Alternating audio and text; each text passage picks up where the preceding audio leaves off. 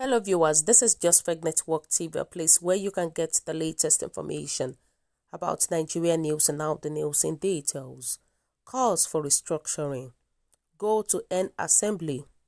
Presidency tells ACF Nwodo Adebanjo as agitation spreads. Restructuring absolutely necessary to deal with problems confronting us. Only the National Assembly, not Buhari, can restructure Nigeria, says presidency. Prominent Nigerians, including the immediate past President General of Ohanaeze Ndigbo, Chief John Nwodo, a chieftain of Afenifere, Chief Ayo Adebanjo, and the chairman of the Arewa Consultative Forum, Chief Audu Ogbe, on Thursday said there was an urgent need to restructure Nigeria for it to retain its full potential. They made a call at the 18th Daily Trust Dialogue with the team, restructuring in Nigeria, why, how, and when. The prominent Nigerians suggested that the country should be restructured to make Nigeria work for all citizens. But in an interview, the President's Special Assistant on Media and Publicity, Garba Shehu, said it was only the National Assembly that was empowered to restructure the country. He therefore advised proponents of restructuring to approach the legislature. On a spot, the spokesman for the Senate, Shehu, described restructuring as a slogan. He called on advocates of restructuring, who had submitted memorandum to the Senate Committee on Constitutional Review, to meet their senator with a view to educating them better on the type of restructuring they were advocating. In his remarks at the summit, Nwodo said, "We must restructure to revamp our agriculture. When I speak of restructuring, some of my northern Nigerian friends have suggested to me that I do not want the North to partake in the oil revenues of Nigeria, where I have just outlined the indisputable fact that oil is a fast-drying resource for earning or foreign exchange. The truth is that the reliable source of revenue now is agriculture. The Netherlands is today the largest exporter of food in the world. Its cross-sectional area is about half the size of Niger State. It is the world's largest exporter of potatoes. Its revenue from vegetables and dairy contributes more than $100 billion annually to its economy. The secret is education, better mechanized farming, growth of green farm technology, drone monitoring systems, and large reclamations by building of dams. Northern Nigeria is Nigeria's greatest treasures in agriculture. Northern Nigeria is blessed with diverse livestock production with its capacity for dairy products. It has various tubers of potatoes, yam, cassava, and cocoyam. Under a restructured Nigeria, Northern Nigeria will earn more from food production than the Netherlands. We must restructure because our current electoral system is dysfunctional and does not elicit confidence. Nwodo also said restructuring would address insecurity in the country. He stated that we must restructure to reduce insecurity in our country. While I was working on this speech on Monday, 18 January 2021, I paused to read the news for the day. I saw the following headlines: Bandits kill octogenarian, 14 others in Zamfara, Kaduna's attack. Cops arrest police sergeant for robbery in Port Harcourt. Robbers killed 22-year-old Haiti prodigies in Lagos State. Gunmen hack Catholic priests to death. Kidnap brothers in Niger State. Bandits abduct 17 persons in Niger State. All this in one day.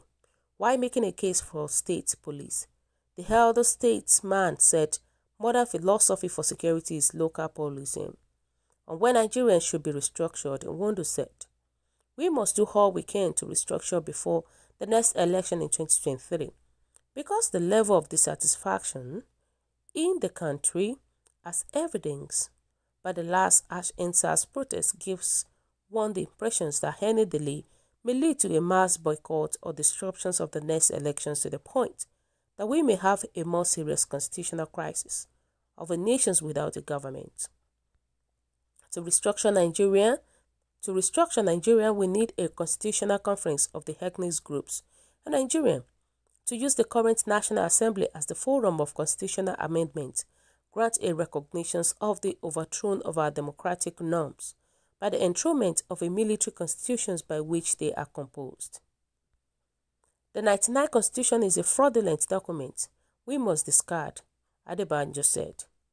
Adebanjo in his contribution noted that the 1999 Constitution, which was bequeathed to the nations by the General Abdulsalami Abubakar-led military regime, was fraudulent. He argued that for any meaningful discussion to hold on a better structure for the country, the document should be discarded, and in its place a people-generated constitution in the mode of the 1960 and 1963 constitutions should be revisited. Adebanjo said this is not the constitution of Nnamdi Azikiwe. The Sardauna of Sokoto and Chief Obafemi Awolowo agreed too. All the problems we are having today is because of the fraudulent constitution that we are operating today. Bad governance responsible for cause of restructuring, Jega said. A former national chairman of the Independent National Electoral Commission, Professor Ataru Jega, after explaining factors responsible for the growing agitations for restructuring, identified bad governance and the failures of the current system to address the myriad of social, political, economic problems facing the country as largely responsible. Jega said after a critical evaluation of the benefits versus the cost of each of these notions of restructuring, I believe that the starting point of desirable and serious, even realistic restructuring is equitable redistributions of powers and resources from the federal government to the sub-national government. And according to him, dismantling the current state structures and reconfiguring the state into pre-1966 regions or into 6 geopolitical regions or even into 12 states of 1976/7 are unrealistic. He stated the social and political cost of such an undertaking would by far outweigh the benefits. In many fundamental respects, creations of state has gone a long way to mitigate real and imagined perceived marginalizations of minority. And according to Jonathan, in his remark, former President Goodluck Jonathan explained that Nigerians should exploit every opportunity to dialogue in order to make the nation better. He said, my conviction is that discussions on restructuring will not help except we restructure our mind, because some of the challenges issued at the national level still exist at the state and local level. For instance, in some states, it is not easy for some persons to win an election because the area they come from, the language they speak, or their religions believe. Take a look at how local government elections are conducted at the state level. Why is it very difficult for an opposition party to win a chairmanship or councillorship seat in the state, despite the fact that the same party probably secures seats in the state assembly and national assembly elections organized by a federal elections management body? And this shows that restructuring alone may not solve all the anomalies in the state. In their separate remarks, Oge and the Secretary General of the National Elders Forum, Dr. Hakeem Baba Ahmed, noted that the North believed in Nigeria. So guys, what do you think about this? What is your own take about what has been said? All what I know is that nobody is going to any National Assembly because it was not the assembly that set the constitution. You know, it was the handwritten of the few northern military men, and it must be changed by the people themselves. And that is if Nigeria must be one, otherwise the North can go ahead with the constitution while the list of countries can go their separate way. And that's just the reality. That's just the way I feel about it.